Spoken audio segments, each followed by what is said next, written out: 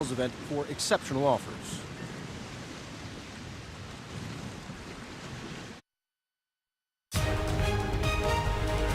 Good morning, America, and security showdown. The fallout this morning after President Trump takes an unprecedented step, revoking the clearance of one of his fiercest critics, former CIA Director John Brennan, even though he hasn't committed a crime.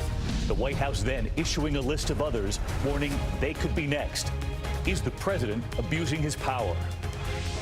Breaking overnight, airport blackout. Power going out at one of the busiest airports in the country for more than an hour, plunging travelers into darkness. The investigation right now.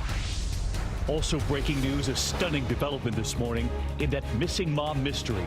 This pregnant mother and her two young daughters disappearing from their home. The father pleading for their return. Then what he allegedly told police overnight. ABC News exclusive. Breaking their silence. The parents of University of Maryland football player Jordan McNair now telling their story for the first time since his death after an apparent heat stroke. Are young players being pushed too hard? And new shark scare. A shark encounter with a man in the waters off Cape Cod. The man airlifted to the hospital. The beach shut down. Now new concerns on the East Coast this morning. Live in Times Square, this is GMA with Robin Roberts, George Stephanopoulos, and Michael Strahan. And we do say good morning, America. It's great to have you with us on this Thursday morning. Yes, it is, and we want to get right to the backlash this morning over President Trump revoking the security clearance of former CIA Director John Brennan, who hasn't committed a crime, but has been one of the president's fierce critics. And Michael, as you know, there are many calling this an abuse of power this morning, but the White House is now doubling down. They even put out a list of others to put all those faces right there, all of them on notice, saying they could be next. So let's get to our senior national correspondent, Terry Moran, who starts us off in Washington with the very latest. Good morning, Terry. Good morning, David. Another line crossed here. It's not unprecedented for a former CIA director to have his security clearance revoked. It happened before for mishandling classified information. What's unheard of here is John Brennan committed no crime. And President Trump, in his interview with the Wall Street Journal, made clear this is about the people, as he put it, who led the Russia investigation, which he calls a witch hunt. This morning, the president's critics are calling it his enemies list. James Clapper, James Comey. Officials who have publicly criticized President Trump now being targeted. Overnight, the president telling the Wall Street Journal, I don't trust many of those people on that list. I think that they're very duplicitous. I think they're not good people. The White House just messaged the entire American intelligence community. If you stand up and say things that upset the president or with which he disagrees, he will punish you. The president has taken the unprecedented step of revoking the security clearance of one of his fiercest critics, former CIA Director John Brennan, and he's reviewing security clearances for 9 other current and former officials. I've seen this type of behavior and actions on the part of foreign tyrants. I never, ever thought that I would see it here in the United States. As the head of the CIA under President Obama, Brennan presented evidence of Russian interference to President-elect Trump. The president lashing out to the Wall Street Journal, I call it the rigged witch hunt. It is a sham, and these people led it, adding, so I think it's something that had to be done.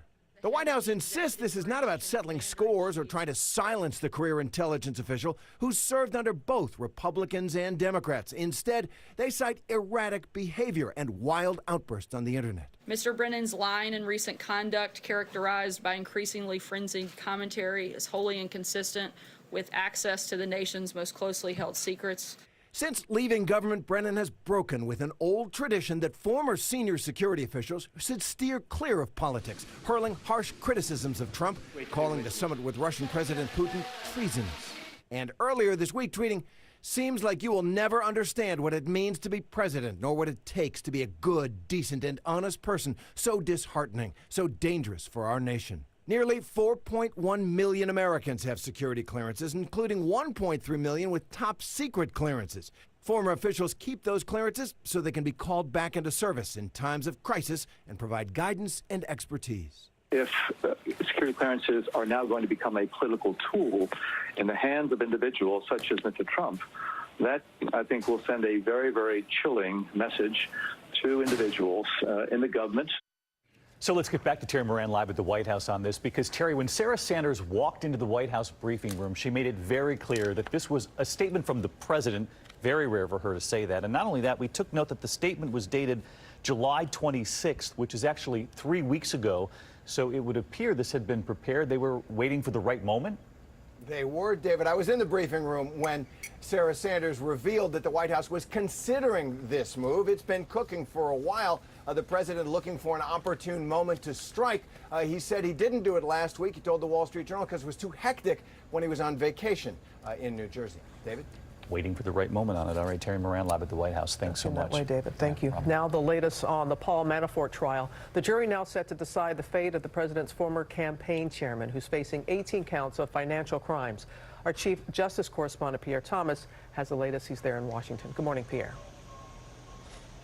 Robin, good morning. The case is now in the hands of 6 men and 6 women who will decide if Manafort goes to prison for life. In a dramatic showdown, prosecutors and Paul Manafort's defense team facing off in closing arguments. Prosecutors portraying Manafort as a liar who committed bank fraud and who quietly amassed $60 million in overseas bank accounts, failing to pay millions in taxes to the IRS. Use your common sense. Does it make sense that Paul Manafort had 31 overseas accounts and he forgot that he had to report them? Prosecutors claim that he used that hidden income from those overseas accounts to buy expensive suits, luxury cars, and to do renovations on multiple homes. Manafort, the president's former campaign chairman, he's here someplace. Where's Paul? Never took the stand in his own trial. His attorneys presenting no witnesses for his defense. Their reason? They claim the government's case was weak. As the government has not met their burden of proof. The defense team tore into the prosecution's star witness, basically putting Manafort's former business partner, Rick Gates, on trial. Gates, who got a plea deal in exchange for his cooperation with the government, was portrayed by defense attorneys as an embezzler, a scam artist, and a man of low character. If any crimes were committed, defense attorneys said, Gates was the one doing it. This is somebody Mr. Manafort trusted. What a big mistake that was, the defense attorney said. But prosecutors claim Gates acted on Manafort's orders. The jurors need not take Gates' word on its own, but to listen to 26 other witnesses and to consider thousands of pages of documents. According to the prosecution, quote, the star witness in this case is the documents. The Manafort case looms critical for the special counsel's investigation. This is Mueller's only case that's gone to trial so far, so there's a lot at stake for him, too. Robin? Many continue to watch. All right, Pierre, thank you. Michael? All right, thank you, Robin. Now to that stunning turn and that breaking news in the case of a missing mother and her 2 young daughters. Their father pleading for their safe return, but this morning, he's the one in custody. ABC's Clayton Sandell is in Colorado with the latest. Good morning, Clayton. Hey, good morning, Michael. Just a few hours ago, police thought they'd still be able to find those little girls and their mother until an overnight arrest and an alleged confession. Overnight, police towing this truck and collecting evidence at the home of a man arrested for the murder of his pregnant wife and 2 daughters. A heartbreaking outcome to the story we have been tracking all week, the confession of a father. According to ABC station Denver 7, 2 law enforcement sources say Chris Watts allegedly confessed to killing 34-year-old Shanann Watts. Hey, everybody. Say hi. And their daughters, Celeste, 3, and Bella, 4, reported missing Monday when Shanann, who was 15 weeks pregnant, missed a doctor's appointment. A panicked friend called police. I'm just concerned, and Shanann, if you're hearing this or you're out there, please let somebody know you're okay. Chris Watts went on TV Tuesday. If somebody has her, just please bring her back. I just want them back. I just want them to come back. And if they're not safe right now, that's what's tearing me apart. Because if they are safe, they're coming back. But if they're not, this has got to stop. Like, somebody has to come forward. Admitting he and Shanann exchanged words before the disappearance, but insisted. It wasn't like an argument. We had an emotional conversation, but I'll leave it at that. 24 hours later, he was in custody. The real key is going to be what was going on in their relationship. What would be his motive? Watts allegedly told investigators he will lead them to the bodies. He is now in jail awaiting charges. Michael? All right, definitely a stunning turn there, Clayton. Thank you. David? Michael, we're going to turn now to the latest on that stunning report by a Pennsylvania grand jury, which found a massive sex abuse cover-up by the Catholic Church in Pennsylvania. Of the 301 priests accused of sexually abusing more than 1,000 victims, only 2 are set to face criminal charges now because the statute of limitations has expired in almost every case. But this morning, some local lawmakers there say they want to move forward with legislation which would abolish the statute of limitations on child sexual abuse and would also open a limited window for victims to sue. Michael, back over to you. All right, thank you, David. Now to that chaos at one of the busiest airports overnight, power going out at Reagan National right outside Washington, D.C. for more than an hour, impacting dozens of flights, and ABC's Stephanie Ramos is there with more. Good morning, Stephanie. Michael, good morning. Hundreds of travelers sat in the dark right here at Reagan International Airport last night during that power outage. Surveillance video captured some of those frightening moments that when the lights went out, travelers took to social media to share photos and videos of the airport's dark terminals and waiting areas. Now, one video even showed people gasping and some screams could be heard the moment the lights went out. Now, the airport tweeted about the outage around 9:50 last night, describing it as airport-wide. The power outage affected air traffic control, causing dozens of flights to be delayed. But we're told by airport officials just 2 flights were canceled. People here sat in the dark for about 90 minutes, not knowing when the power would be back on or when they would be able to board the planes. Backup generators did eventually kick in, lighting some of the airport's terminals. But finally, around 10:40, the airport tweeted flights were operating and the power was fully restored. In all systems, Michael, we're back up and running around 11 o'clock last night. All right, thank you so much, Stephanie. I guess the lights go out in the airport, just take a nap. Yeah, that'd be unsettling, though, for me, getting ready to take off on a flight with the lights out. Wow. We're going to turn to another unsettling moment. This was right here in the Northeast, that shark scare. A shark attacking a 61-year-old man on Cape Cod, shutting down the beach. Swimmers were rushed ashore. TJ Holmes is in Massachusetts along the coast there with the very latest on what played out in Truro. TJ, good morning. Yeah, good morning to you, David. We know that hundreds of sharks flock to these Cape Cod waters every summer about the same time we do, people do. So it's not a matter of if, but when somebody was going to get hurt. Chaos at the beach in Cape Cod. Subject possibly bitten by a shark in the thigh. A man who says he was swimming just 30 feet offshore was bitten by a shark, suffering puncture wounds to his torso and legs. You're yelling, get me out of the water, get me out of the water. Shark, shark. A news helicopter captured an image of this shark lurking nearby just hours later. My brothers had said someone had been attacked by a shark. We actually just graduated from Boston College's nursing school, so we were like, okay, let's go. His life was saved thanks to bystanders at the beach who rushed in to help, carrying him up this hill where paramedics raced him to a nearby hospital. He had a large wound in his lower left leg. So we grabbed all the towels that we could, tried to put them on, stop the bleeding. Several shark sightings have been reported in the area in recent days. Experts believe it's due to an increase of seals, or shark food, near the Cape. Whoa! And last week, a great white jumped out of the water, lunging at this scientist. Did you see that? And just last month, 2 separate incidents on New York's Fire Island on the same day, 5 miles apart, left 2 children with shark bites to their legs. Now, despite the headlines, we don't see evidence of a spike in shark encounters around the country over the past several years. And also, David, there hasn't been a shark encounter here in Cape Cod since 2012, but those numbers aren't any comfort less than 24 hours after someone was bitten by a shark. Still important for swimmers to beware. TJ, thanks. Robin? Yeah, we appreciate TJ being there for us. And now overseas to the race to rescue survivors who may still be trapped after that bridge collapsed in Italy, killing dozens of people. Crews there this morning searching for the missing as concerns grow that more of the bridge could fall. ABC's Julia McFarland is there on the scene for us with the latest. Good morning, Julia. Good morning, Robin. Yes, that rescue operation continuing overnight, but they were not able to find any more survivors or recover new victims. The government pledging $5.5 million to help this community get back on its feet as quickly as possible. This morning, a state of emergency declared as Italian rescue teams search for victims who still may be trapped under this massive pile of debris. Officials saying there are huge pockets where concrete slabs fell that could have airspace for survivors. And now new fears that more of the 3,900-foot bridge may collapse.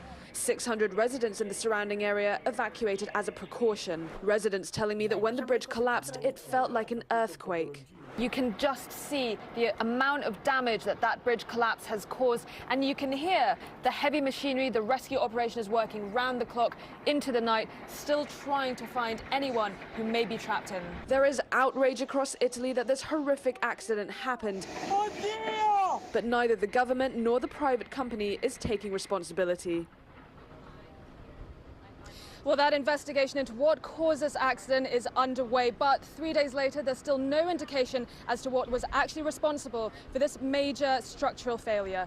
Robin? People want answers. Julia, thank you very much. David? Well, Robin, we're going to turn now to that new report this morning about family vans and how safe they are during a crash. The Insurance Institute for Highway Safety putting some through a common head-on collision to see what happens. And of course, ABC's David Curley covers this for us. He's on the road in Washington. David, you're in a minivan that actually tops the safety list. This is the Honda Odyssey, and it did, David, and this is all about me. It's actually really about the passenger in this seat. This is a test they've been doing for a couple of years, and now they're testing these minivans to see how safe the passenger side is in a head-on crash. For the first time this morning, test results for a type of head-on crash in minivans. It's called the small overlap. If you hit a vehicle or obstacle in the front corner of your car, what happens to the occupants, both the driver and the passenger? We wanted to draw attention to the fact that although we had measured improvements for the driver, we weren't seeing the same improvement in protection for the passenger. And the researchers say the first 3 minivans tested show that not all protect passengers and drivers the same. The Insurance Institute for Highway Safety tested these 3 minivans, finding that the Honda Odyssey scored the best. The Chrysler Pacifica, while not scoring as high, did also receive a good rating overall from the Institute.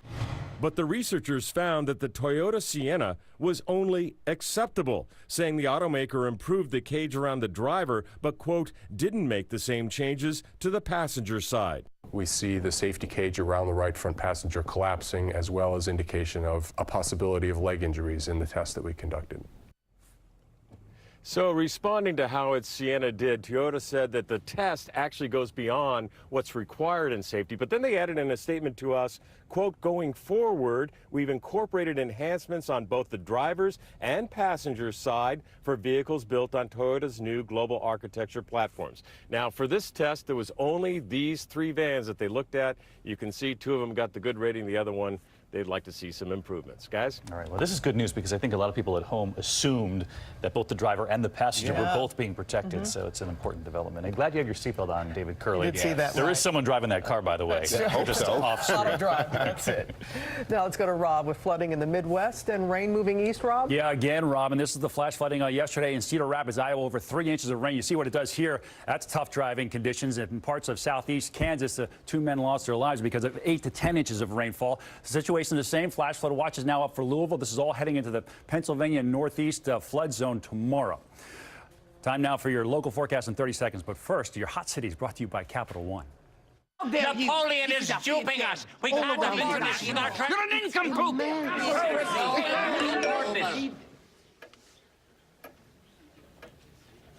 Gentlemen, I have just received word.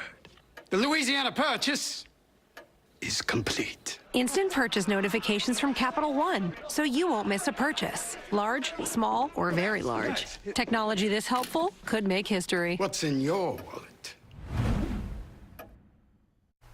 Counting down only a couple more days before school is back in session for most kids next week.